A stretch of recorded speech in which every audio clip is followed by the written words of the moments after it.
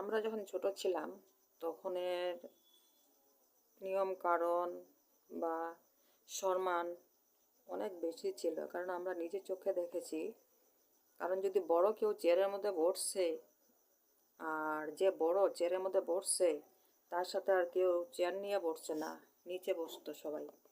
ঠিক আছে, আর এখনের একটা এমন যুগ হয়েছে, বাবা যদি চেয়ারে বসে, তার বাবাও যদি চেয়ারে বসে, তার ছেলেও চেয়ারে বসবে, তার ছেলেও চেয়ারে বসবে, তার ছেলেও চেয়ারে বসবে।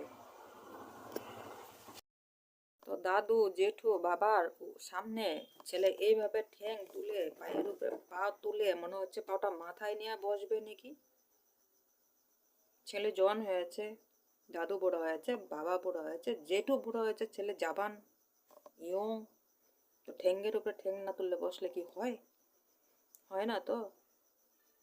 তো এইসব এখনকার যুগে এগুলাই হচ্ছে, অনেক জায়গায় দেখছে। কিন্তু আমি দেখেছি, তো অনেক অফিসে যখন যাই আমরা, তারা কিন্তু ঠ্যাঙ্গের উপরে ঠ্যাং তুলে বসে না, অর্থাৎ পায়ের উপরে পা তুলে কিন্তু বসে না, তারা দুইটা পা সমানভাবে বসে। তাদের সামনে আমরা কিছু না, হয়তো গিয়া নমস্কার জানাই, তারাও কিন্তু নমস্কার জানায়। কিন্তু তোমরা অফিসে গিয়া অনেক কিছু শিখতে পারবে। শুধু টাকা নিলে, কিছু দরকারি কাগজ লিখলে চলে আসলে সেটা না, অনেক কিছু নোটিশ করতে হবে। যেরকম আমি নোটিশ করি, তোমরা ওই জিনিসটা নোটিশ করে দেখো। যে কোনো জায়গায় অফিসারে যাবে, যে কোনো জায়গায় কোনো অফিসে যাবে, দেখবে অফিসাররা ঠ্যাঙ্গের উপর অর্থাৎ পায়ের উপর পাও তুলে কিন্তু বসে কিন্তু কথা বলে না।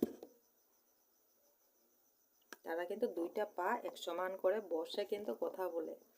সেটা আমি জানি না তোমরা কেউ নোটিশ করেছো কি না, কিন্তু ফার্স্ট আমি ওটা নোটিশ করি। তারাও কিন্তু সম্মান দেয়, তারা কিন্তু চাইলে পায়ের উপরে পা তুলে এভাবে হিলে হিলে হিলে হিলে কথা বলতে পারে। কি পারে না? পারে, কিন্তু না। কিন্তু দেখা গেল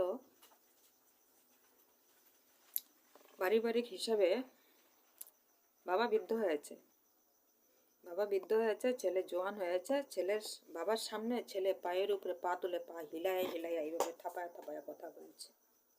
কি করছে না? করছে। মা বুড়া হয়ে গেছে, মেইয়া চেয়ারে বসে পাও তুলে মার সামনে কথা বলছে, পা তুলে পা হিলায় হিলায়। কি করছে না? করছে। শাশুড়ি বুড়ো হয়ে গেছে, ছেলের বউ পায়ের উপরে পা তুলে বসে কথা বলছে। কি জানেন আপনি? কি জানেন? ওই যুগ নেই, সত্য যুগ চলে গিয়েছে। কেন? সত্য যুগ চলেও যদি গিয়েছে, তোমরাও একদিন সত্য যুগের হবে, তোমাদের ছেলে মেয়ের কাছে, তোমাদের বউয়ের কাছে। কি হবে না? হবে তো। তাই সম্মান দিতে শিখুন।